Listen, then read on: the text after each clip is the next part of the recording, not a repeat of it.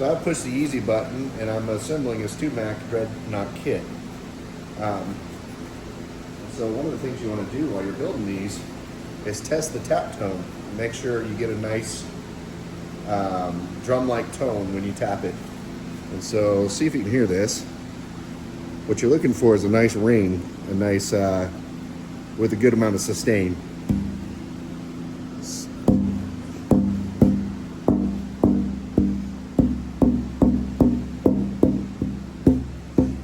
You're looking for any dead spots.